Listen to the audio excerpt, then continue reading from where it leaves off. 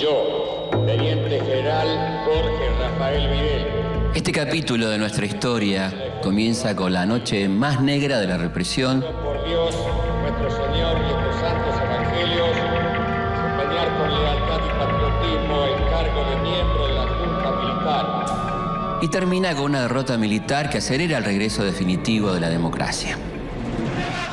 Buenos Aires.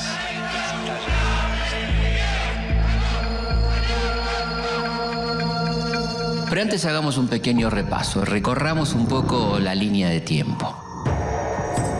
Después de años de proscripción y exilio, el 23 de septiembre de 1973, Juan Domingo Perón llega por tercera vez a la presidencia de la Argentina. Mucho trabajo que hay que realizar, pero si los argentinos me ayudan, será mucho más fácil y más corta la tarea. El 1 de julio de 1974, la esperanza del pueblo peronista comienza a apagarse. Con gran dolor,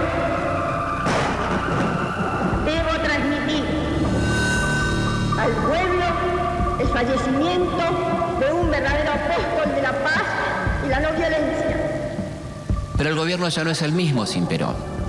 Con su partida, parece haber sido el único líder capaz de conducir a la Argentina en tiempos revueltos. En las últimas horas del 23 de marzo de 1976, la situación ya está definida. Se pone en conocimiento de la población que las operaciones de control militar Comienzan los años del proceso de reorganización nacional. se desarrollan conforme a los planes previstos.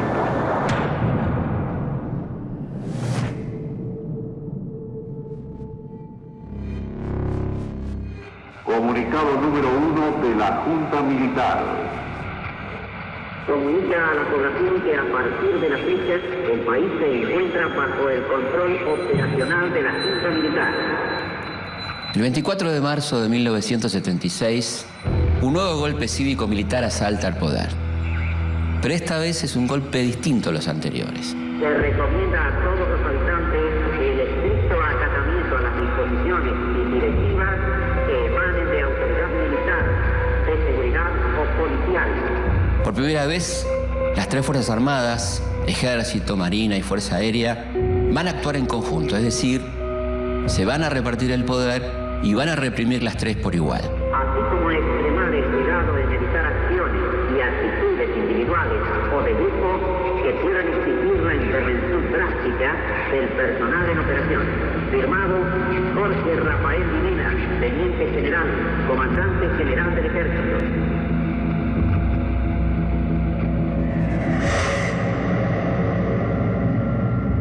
El golpe es un final casi anunciado para el gobierno de Isabel Perón, que desde hace un año está totalmente hackeado por la crisis política y económica.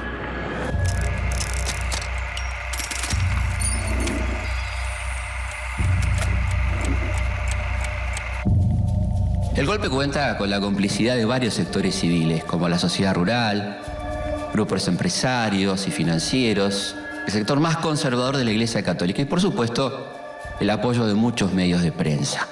Las publicaciones periódicas se hacen eco. Las autoridades acentúan su acción. Es una La nueva dictadura busca volver atrás las reformas económicas y sociales hechas por el peronismo e instaurar un nuevo orden social. Buscan un país sin huelgas, con una clase obrera obediente y con un Estado sin tanta intervención en la economía y, por supuesto, sin distribución de la riqueza. Es una vasta contraofensiva de las fuerzas legales. El gobierno del llamado proceso de reorganización nacional es asumido por una junta de comandantes de las tres armas. Todavía no tienen un presidente, pero ya hay 2 militares que se disputan ese cargo. Jorge Rafael Videla, nacido en Mercedes en 1925, católico ferviente y padre de 7 hijos, por su mirada esmirreada y sus rasgos afilados, el ingenio popular lo bautiza rápidamente como la Pantera Rosa. Videla, junto con Roberto Viola, pertenecen al llamado sector liberal de la dictadura que supuestamente busca una salida democrática. A diferencia de Viola, Videla no tiene demasiado carisma ni ideas políticas propias. Por otro lado está Emilio Eduardo Macera, el negro Cero, como lo llaman por su nombre de guerra. Es el personaje más oscuro e intrigante de la dictadura. Es marino. Un arma, recordemos, rabiosamente antiperonista. Al igual que muchos oficiales, viajó a Panamá y a Washington para entrenarse en la guerra antisubversiva, donde adquirió conocimientos que puso en práctica desde su principal centro de operaciones, el tristemente célebre Casino de Oficiales de la Escuela de Mecánica de la Armada. Prestará juramento como presidente de la Nación Argentina ante los integrantes de la Junta Militar. Yo, Teniente General Jorge Rafael Videla. El 29 de marzo de 1976, Videla es designado presidente provisional. Nuestro Señor y estos santos evangelios, desempeñar con lealtad y patriotismo el cargo de miembro de la Junta Militar. A partir de ese momento, Macera va a rivalizar permanentemente con él. Para 1976, las organizaciones guerrilleras están derrotadas militarmente. El operativo Independencia y el fracaso de la toma del batallón Domingo Viejo Bueno de Montechingolo fueron un golpe mortal para el ERP. Mientras que muchos de los cuadros activos de Montoneros están librados a su suerte. Pero la nueva dictadura va a usar la lucha antisubversiva como excusa para disciplinar a la sociedad a sangre y fuego. El propio Videla expone sin eufemismo los principios de su gobierno. Fue menester continuar la lucha contra la subversión, con una concepción global de la misma y hasta su total aniquilamiento. Es por estos días que la palabra subversivo se extiende a todo aquel que no esté de acuerdo con la dictadura, como por ejemplo estudiantes, trabajadores, artistas, sindicalistas. Volvimos a sentirnos argentinos en un marco de seguridad. Si miramos a nuestro alrededor, vamos a darnos cuenta que muchas cosas han cambiado después de aquel 24 de marzo. La Junta llega a un nivel tan alto de censura que considera subversiva la matemática moderna y ordena el secuestro y quema de libros solo por tener en su título la palabra Cuba. Argentina recupera su histórico camino de libertad. Como por ejemplo el famoso manual de física La Cuba electrolítica o un ensayo sobre el cubismo. Las autoridades acentúan su acción. Es una vasta contraofensiva de las fuerzas legales.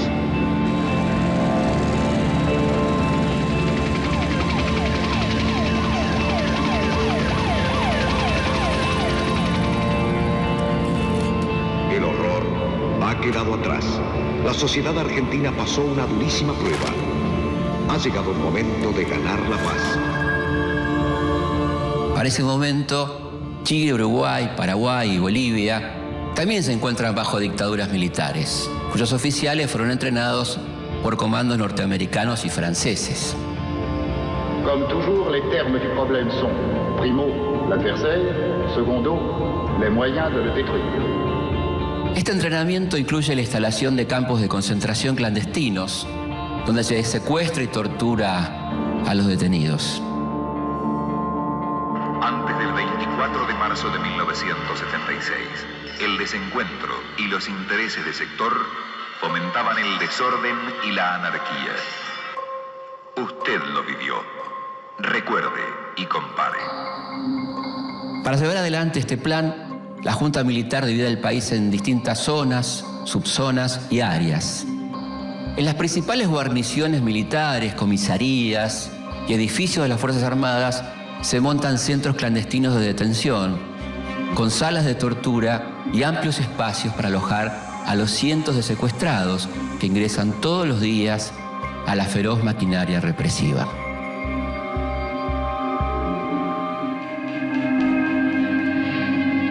Para 1976 ya funcionan en Argentina más de 350 de estos centros. Los más activos son la Escuela de Mecánica de la Armada, el Vesubio, la Perla, la D2 de Córdoba y la Escuelita de Famaillá en la provincia de Tucumán.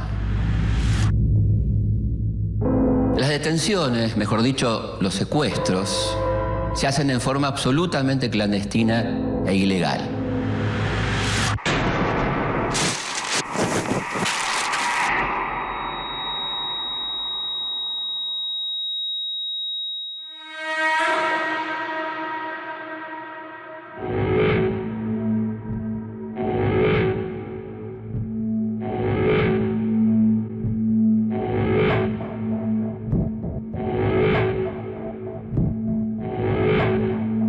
Grupos de tareas secuestran a los presuntos subversivos en sus hogares, lugares de trabajo o en la misma calle, muchas veces a plena luz del día.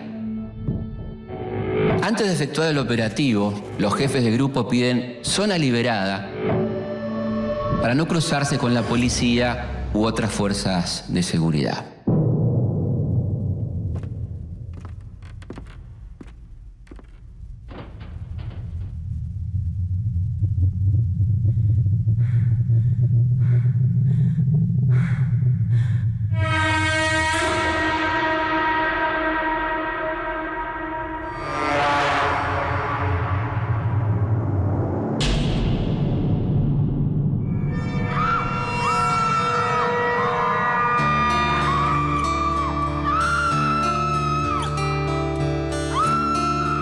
Una vez secuestrado el detenido desaparecido, es llevado a uno de los tantos centros clandestinos de detención, donde se lo tortura durante horas.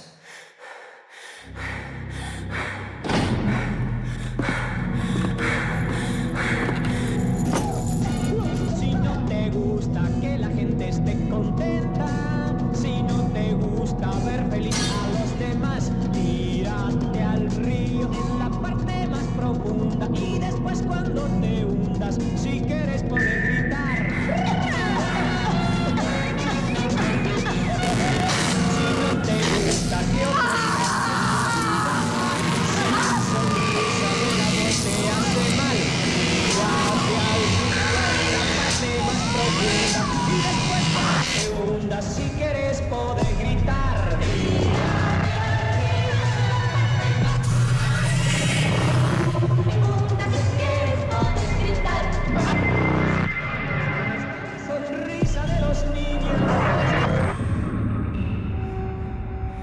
No importa que el detenido sea anciano, discapacitado o una mujer embarazada. El fin de estos interrogatorios es obtener los nombres de otros supuestos subversivos, que también van a ser secuestrados y torturados.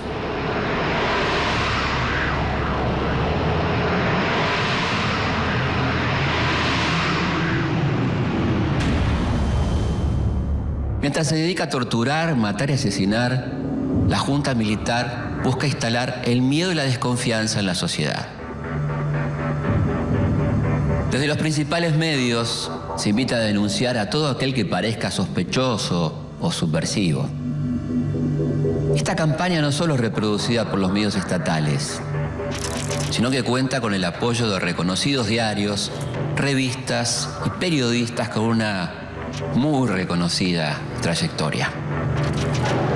Se abre, señores, un nuevo capítulo en la historia económica argentina. Pero detrás del terrorismo de Estado se esconden otros objetivos que van mucho más allá de lo político. Para dar paso a la liberación de las fuerzas productivas.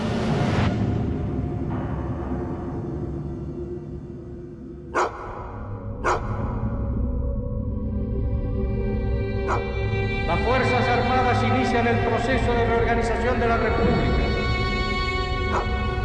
Y ya con la responsabilidad del poder político en sus manos, la ofensiva se torna más integral, más eficaz.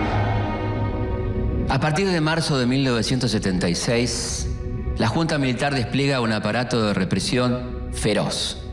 Y la Fuerza Aérea y la Armada, que ya conocían en carne propia las heridas de esta guerra impúdica, acentúan su participación militar y contribuyen con su heroísmo a la derrota del enemigo. El país está bajo un estricto estado de sitio. En las calles los secuestros y las detenciones se realizan a plena luz del día. Todas las reuniones públicas están prohibidas. La cultura atraviesa un periodo de oscuridad. Nuestros mejores actores, directores, músicos y escritores están censurados. Muchos se van al exilio y en algunos casos también son secuestrados y asesinados. Ni al cine se puede ir, ya que las buenas películas están totalmente mutiladas o directamente prohibidas. Y las salas están saturadas de comedias familiares que elogian el accionar de las Fuerzas Armadas. De las cosas del pasado, no todas han sido mejor. Por eso hay que tener en memoria y jamás regresar al dolor. La dictadura asalta el poder con la excusa de combatir la subversión. Pero detrás hay un plan económico muy claro. Comerciar con todos los países y proyectar nuestra singularidad como Estado soberano, sin desvirtuaciones extremistas o demagógicas. Desde antes del golpe, se viene reuniendo un grupo de economistas liberales que se hacen llamar el Grupo Perrot. ¿Pero quién es Perrot? Jaime Perrot es un abogado e intelectual que oficia como líder de este grupo que busca reestructurar la economía argentina. Uno de los miembros de este grupo es designado por Videla como nuevo ministro de Economía. José Alfredo Martínez de Hoz es un abogado y economista proveniente de una antigua familia tradicional. Su tío tatarabuelo fue traficante de esclavos, colaboró con los invasores ingleses y apoyó al virrey Cisneros durante la Revolución de Mayo. Su abuelo José Toribio fue el fundador de la Sociedad Rural. Joe, como le dicen sus amigos de la alta sociedad, es miembro del Safari Club Internacional. El día que Videla lo llama para asumir como ministro, Joe está cazando leones y elefantes en Kenia, en África. Para Martínez de Hoz hay dos grandes males que impiden el desarrollo del país. Una clase obrera demasiado demandante e indisciplinada, protegida por sindicatos con mucha influencia, y una industria nacional, según él, ineficiente y poco competitiva, que depende del mercado interno y del subsidio estatal. Para Martínez de Hoz, hay que dejar a la economía argentina totalmente librada a los designios del mercado y el capital especulativo. Se abre, señores, un nuevo capítulo en la historia económica argentina. El nuevo ministro asume el 2 de abril de 1976 y ya de entrada pretende arrancar de raíz los últimos 30 años de modelo de desarrollo peronista. Con una inflación anual del 450%, suspende las paritarias, congela los salarios y elimina el control de precios, lo que es un verdadero desastre para el bolsillo de los trabajadores. También corta con el proteccionismo a la industria nacional y elimina las retenciones a las exportaciones agropecuarias, lo que por supuesto beneficia directamente a los sectores más poderosos del campo.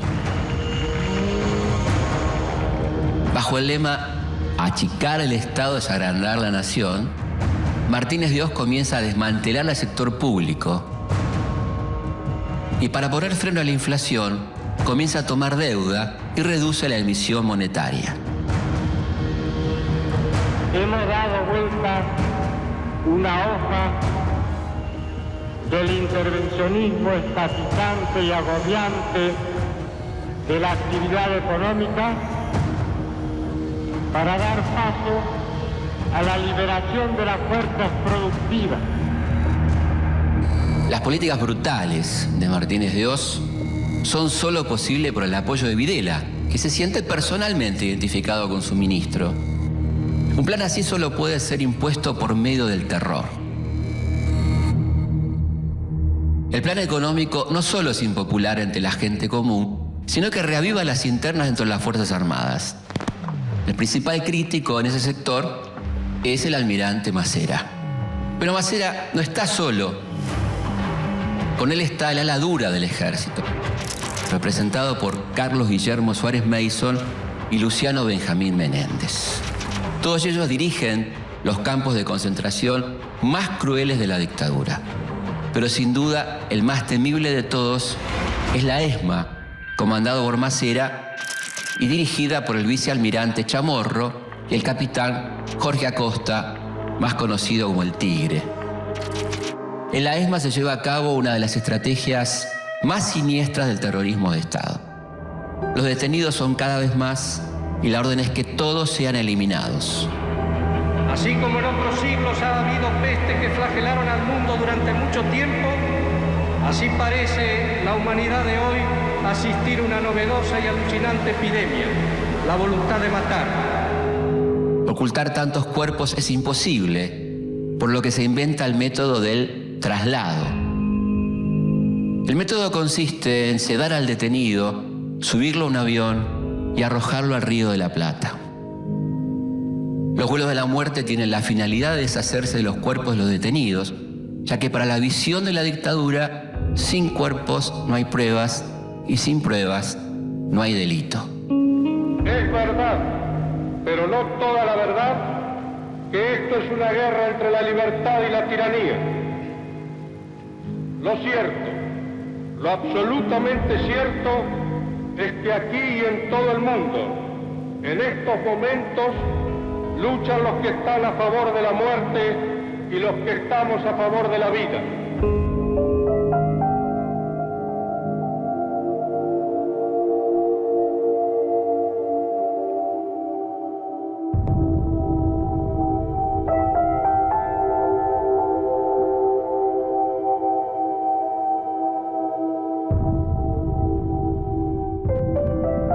Pero a pesar del terror y la represión, un grupo de civiles empieza a romper con el silencio y la impunidad. Muchos familiares de secuestrados comienzan a recorrer las comisarías, juzgados y oficinas públicas en busca de información. Generalmente son madres cuyos hijos están desaparecidos.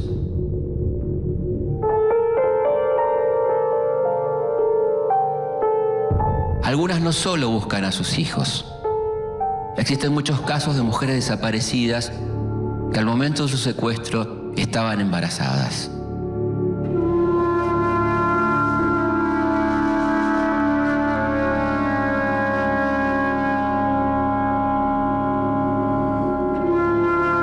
Lo que no saben estas madres es que en muchos centros clandestinos de detención hay maternidades clandestinas, donde las secuestradas dan a luz y sus hijos son apropiados por los mismos represores o entregados a familias cercanas a los militares.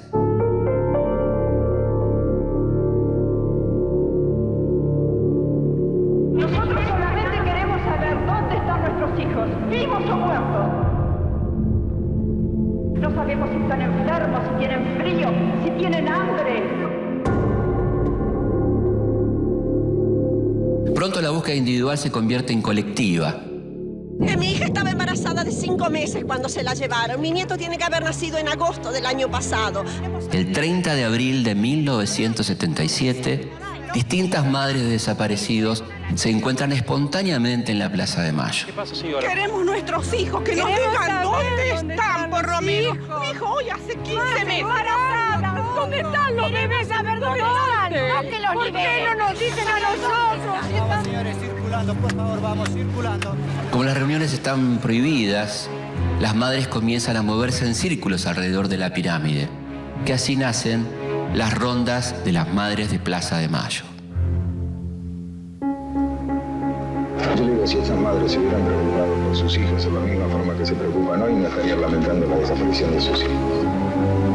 El reclamo de los familiares de los desaparecidos comienza a inquietar a los militares, sobre todo porque comienzan a recibir la atención de periodistas extranjeros. Por eso les rogamos a ustedes, son nuestra última esperanza. Por favor, ayúdennos, por favor. Son nuestra última esperanza.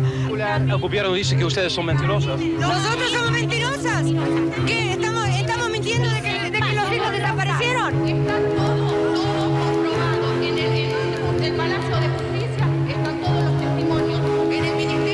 Tal es el caso del diario Buenos Aires Herald, el diario de la comunidad británica argentina. El Herald es uno de los pocos medios que toca el tema de los desaparecidos.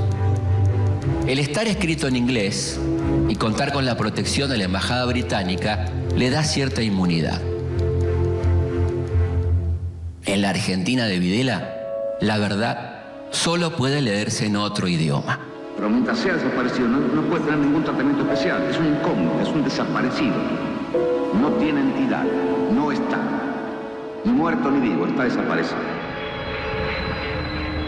Y así, mientras las madres inician su camino de lucha desde el interior de la ESMA, comienza a planearse una operación secreta que va a ser un duro golpe para este grupo que recién comienza a organizarse.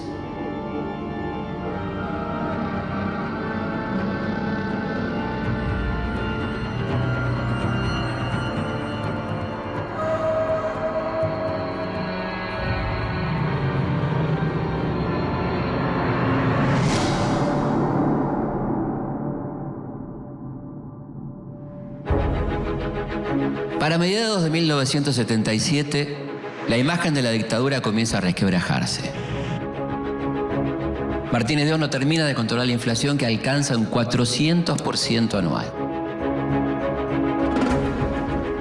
En Estados Unidos, el nuevo presidente demócrata, James Carter, condena la violación de los derechos humanos y presiona al gobierno de Videla para que regularice su situación. Por otro lado, el movimiento por los derechos humanos, y en especial las madres, comienza a generar atención en todo el mundo.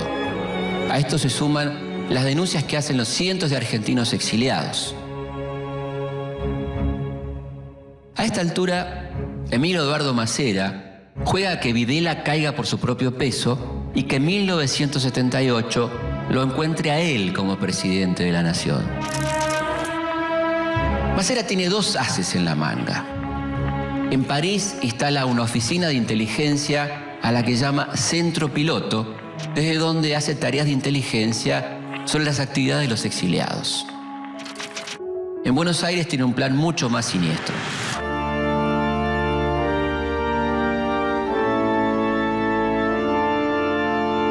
Un joven oficial de la Armada es elegido para infiltrarse en las rondas de las madres de Plaza de Mayo. El infiltrado va a actuar con una identidad falsa. Gustavo Niño se presenta ante las madres de Plaza de Mayo como el hermano de un desaparecido.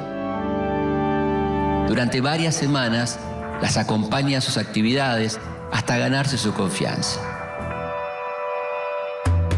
Mientras tanto, en noviembre de 1977, llega al país el secretario de Estado norteamericano, Cyrus Vance. Las madres logran acercarse a él y le entregan una lista con el nombre de más de 150 desaparecidos. Por esos días, el grupo de familiares comienza a juntar el dinero para pagar una página entera en el Diario de la Nación que acepta publicar una solicitada con el nombre de todos los detenidos desaparecidos. La publicación de la solicitada está planeada para el 10 de diciembre, que es el Día Internacional de los Derechos Humanos. Hasta ese entonces, los familiares se reúnen en secreto en la iglesia de la Santa Cruz, en el barrio de San Cristóbal. 2 días antes de la publicación de la solicitada, un grupo de policías de civil intercepta a 9 personas que salen de la iglesia. Las 9 personas habían sido marcadas previamente por Gustavo Niño. ¿Cómo las marca? Con un beso. El beso de Judas. El 10 de diciembre, mientras va a comprar el diario para ver la solicitada, Azucena Villaflor, una de las fundadoras de Madres de Plaza de Mayo, que habían forjado una relación de amistad con Gustavo Niño, es secuestrada en plena calle. La infiltración de Gustavo Niño produce un total de 12 secuestros que son enviados a la ESMA, donde son torturados y más tarde arrojados vivos al Río de la Plata. Gustavo Niño no es otro que el teniente Alfredo Ignacio Astiz, alias El Cuervo, Ángel o Rubio. Astiz es un marino de alma, Entrenado en los Estados Unidos en la lucha antisubversiva, integra el grupo operativo permanente de la ESMA. Astiz generalmente es asignado a los operativos de secuestro, la mayoría de las veces de mujeres indefensas, como la estudiante sueca Dagmar Hagelin o las monjas francesas. Pero esta no va a ser la única actuación deshonrosa del teniente Astiz. Todavía le resta protagonizar uno de sus actos más cobardes.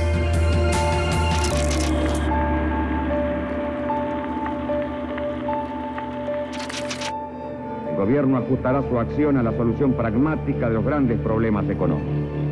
Al llegar 1978, Masera aspira a suceder a Videla, cuya política económica es criticada por todas las Fuerzas Armadas. Martínez de Hoz, todavía asfixiado por la inflación, comienza a ver los efectos de su última apuesta, la reforma del sistema financiero.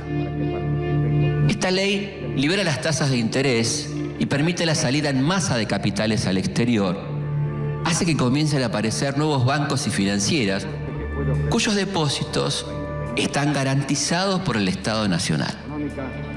Brindaremos a la iniciativa privada y a los capitales nacionales extranjeros todas las condiciones necesarias para que participen con su máximo potencial y fuerza creativa en la explotación racional de los recursos. Y mientras la burbuja financiera se expande, la Junta busca limpiar su imagen ante el mundo. Para eso lanza su maniobra de propaganda más efectiva hasta el momento, el Mundial 78. En cuestión de meses, el gobierno construye estadios, hoteles y complejos deportivos que endeudan al Estado y enriquecen a los contratistas, por supuesto, asociados con los militares.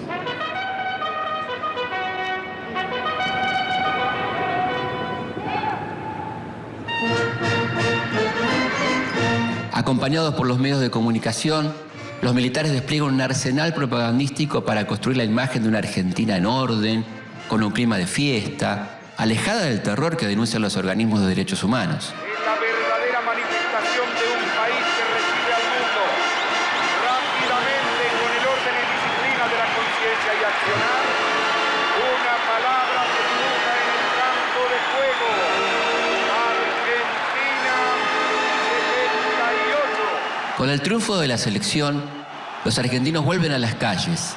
El grito de Argentina y el flamear de millones de banderas nos sirvió para descubrir que éramos y somos uno. La dictadura utiliza la alegría deportiva a su favor y exhibe las manifestaciones como señales de apoyo a su gobierno. Mundial 78. Una muestra de lo que los argentinos somos capaces de hacer. Argentina. Voluntad de los argentinos.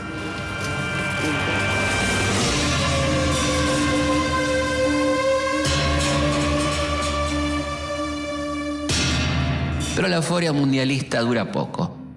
Después del Mundial, las internas del gobierno vuelven al centro de la escena. En 1978, Videla es ratificado como presidente y Masera es desplazado de la Junta.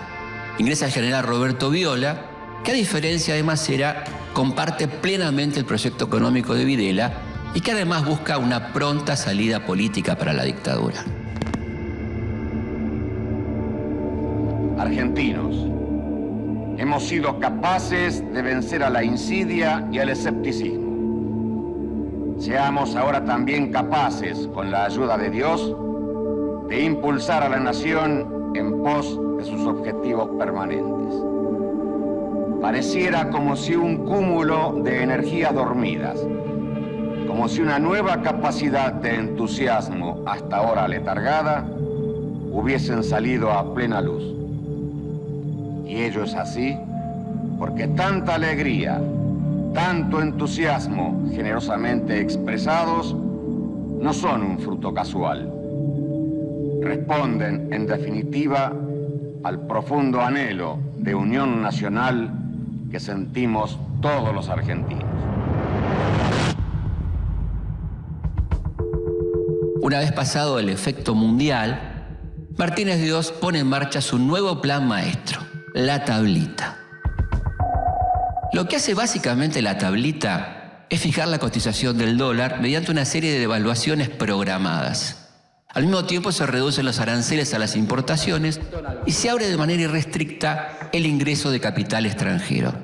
Estimamos que a través de los estímulos a la inversión privada que estamos realizando, la misma pasará de representar el 50% del total de la inversión del país al 77% para el año 89. La tablita debuta con el pie izquierdo, pero en 1979 llegan al país 4.600 millones de dólares. Los extranjeros no vienen a invertir en fábricas, vienen a hacerlo en el sistema financiero. Comienza así un mecanismo perverso que va a hacer un daño terrible a la economía argentina, la famosa bicicleta financiera. Los capitales llegan al país, acumulan intereses en cientos de bancos y financieras que se abrieron en esos meses y vuelven a fugarse al exterior. Sin embargo, el precio del dólar genera un amplio consenso en la clase media que se dedica a comprar productos importados.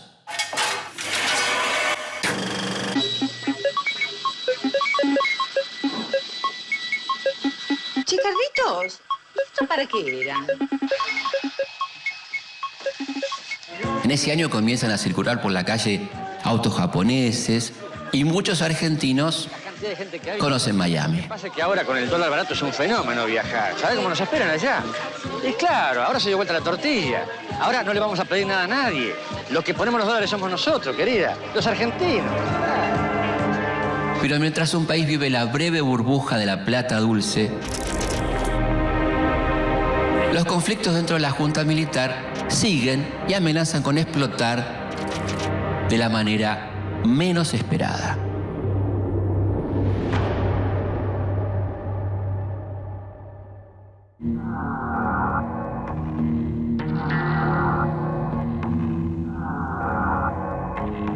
Para 1979, el gobierno militar todavía goza de los efectos de la burbuja financiera y del dólar barato.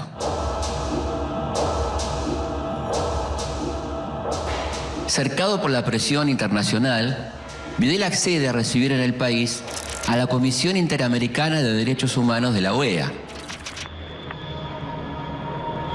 En septiembre de 1979 llegan los observadores. Durante su estadía visitan cárceles, toman testimonio a miles de ciudadanos que hacen largas colas para dar cuenta de los secuestros, torturas y asesinatos cometidos por la dictadura. Al terminar su visita, llevan registrados 5.000 denuncias de desapariciones. Ahí estaría incurriendo el gobierno en un acto de omisión y estaría violando los derechos de esas personas al no ejercer las facultades que tiene según la Constitución y las leyes de la República. El informe es demoledor.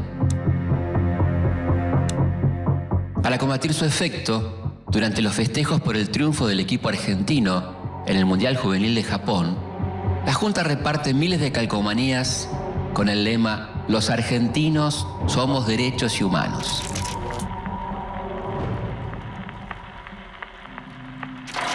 A esta altura, en todo el mundo, se habla de los desaparecidos argentinos. Los años que van de 1979 a 1982 son de una gran intensidad. La Argentina sostiene el principio indeclinable de la división bioceánica. Para desviar el tema de los desaparecidos, el gobierno vive un viejo conflicto limítrofe que casi nos lleva a una guerra con Chile. La Argentina en el Atlántico y Chile en el Pacífico. Que se soluciona a último momento gracias a la intervención del Papa. Adolfo Pérez Esquivel de venir al podio para recibir la diploma Nobel y la medalla de oro. En 1980, Adolfo Pérez Esquivel, un miembro del Movimiento Argentino por los Derechos Humanos, recibe el Premio Nobel de la Paz, lo que significa otro golpe durísimo para la dictadura. En este caminar junto a mis hermanos los pobres, los que son perseguidos, los que tienen hambre y sed de justicia, los que padecen por causa de la opresión. Es por todos ellos que estoy aquí. Mientras tanto, Masera, desplazado del poder, lanza su proyecto político propio, el Partido por la Democracia Social, que es apoyado por su diario, Convicción, un proyecto de prensa sostenido con trabajo esclavo de periodistas, fotógrafos y diagramadores que permanecen detenidos dentro de la ESMA. Para 1981, la burbuja financiera de Martínez de Hoz estalla y deja como saldo una crisis de enormes dimensiones. Martínez de Hoz arrastra consigo a Videla y en su lugar asume a Roberto Viola, referente máximo del ala liberal de la dictadura. Viola pretende quedarse en el poder hasta 1985. Pero tiene que hacerse cargo de una crisis económica descomunal.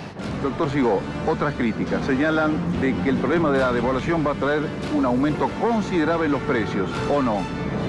Yo creo que un impacto sobre precios es obvio. Su ministro de Economía, Lorenzo Sigó, no solo no puede controlarla, sino que la empeora.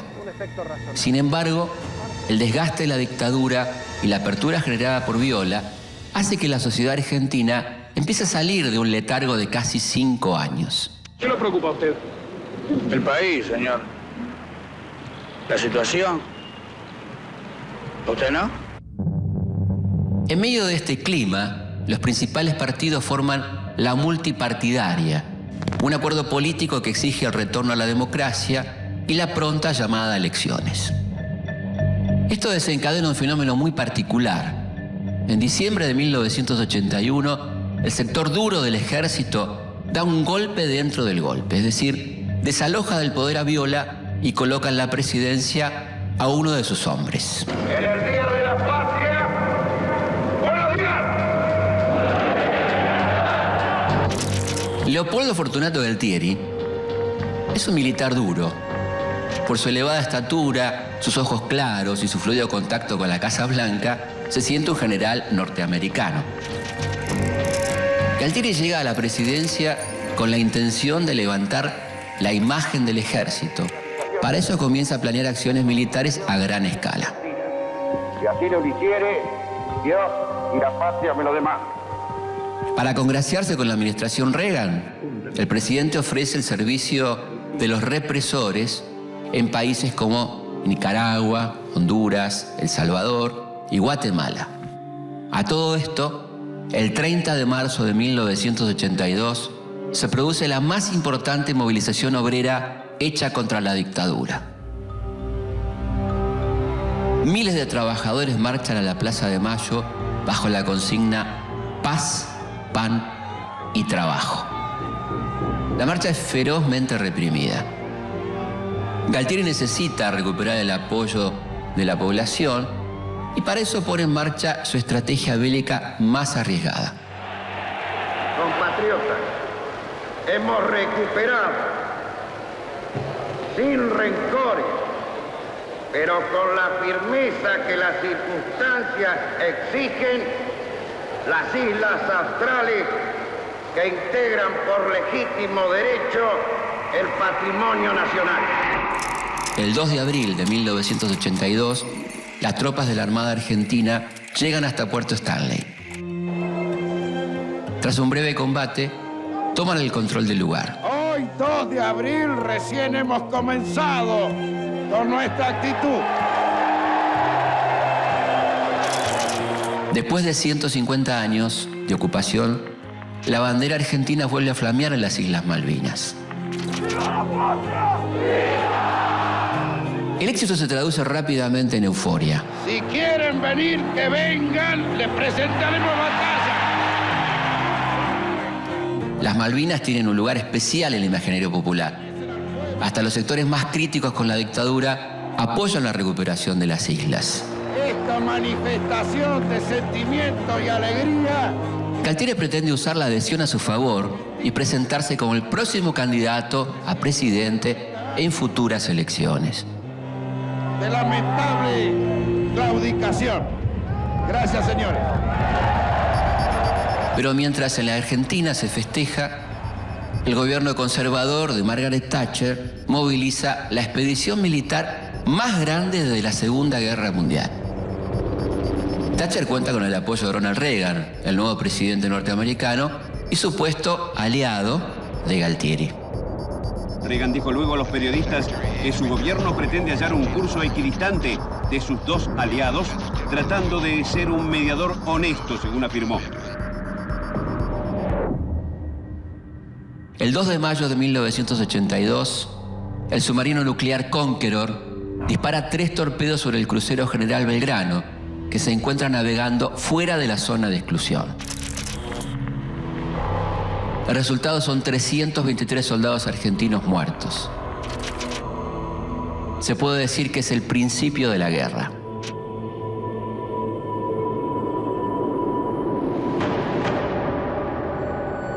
Pronto la superioridad bélica y la experiencia de combate de los británicos comienza a hacer estragos en la tropa argentina, que a pesar de su poco entrenamiento y su inferioridad de recursos defiende sus posiciones con un valor que sorprende a sus propios enemigos.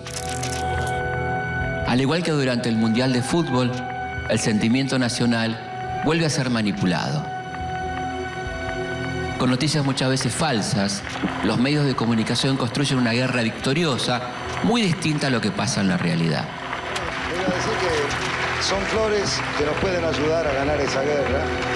Así ayudamos, con esa flor también estamos ayudando a ganar esta guerra que tenemos que ganar. Salga a la calle, busque una de las alcancías, véngase hasta Argentina Televisora Color, haga algo.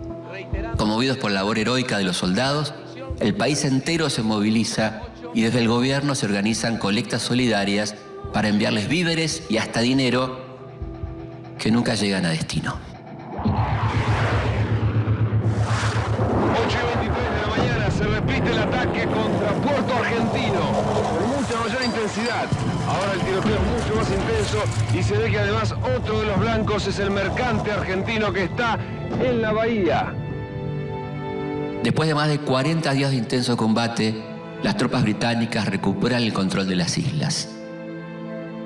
El 14 de junio de 1982, el comando argentino se rinde. Para ese momento, 649 argentinos habían muerto en combate. Pero esta no es la peor herida.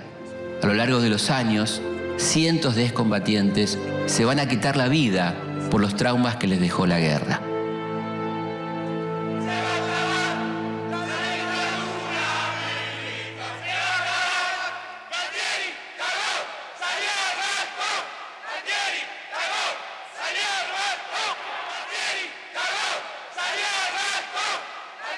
La derrota obliga a Galtieri a dejar su cargo y en su lugar asume como presidente Reinaldo Vignone.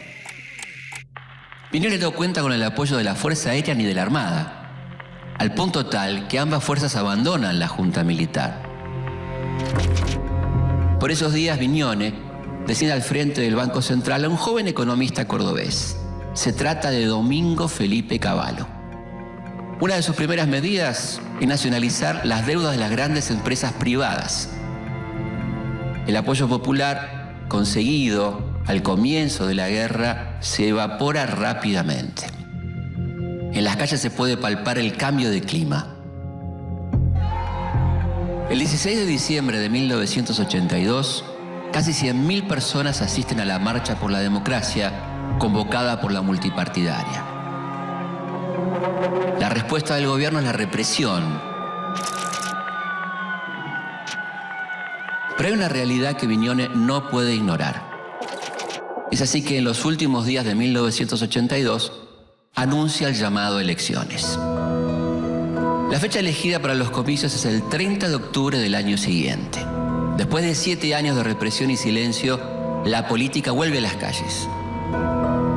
Los militares aprovechan la situación para intentar su última jugada.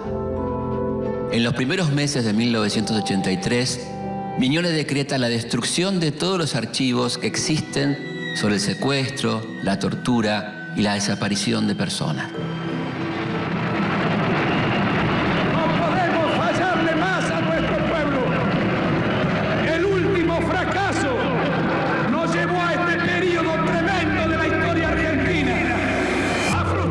sobre juzgar o no a los militares se vuelve una de las principales discusiones de campaña y va torciendo la balanza a favor del candidato radical Raúl Alfonsín.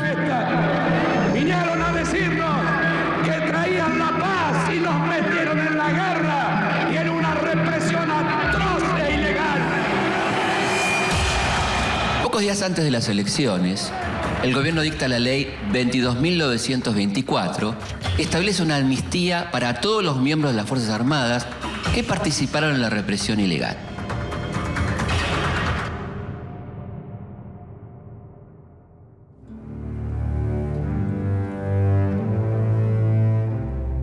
A pesar de este intento por mantener la impunidad, el camino a la recuperación de la democracia ya está iniciado.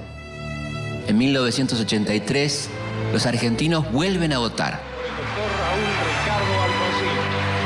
El país ya tiene un nuevo gobierno democrático. Pero 7 años de dictadura dejaron heridas permanentes. Queremos a todos, no los queremos a uno, a mi hijo, yo quiero a todos los hijos de todas las mujeres. ¿Cuántos son ustedes? Miles de mujeres, miles en todo el país, miles. 30.000 desaparecidos, 700 muertos en Malvinas, la industria nacional herida de muerte, la riqueza cada vez más concentrada y una deuda externa multiplicada por 6. Queremos saber dónde están. Nos han quitado lo más preciado que puede tener una madre, o su hijo.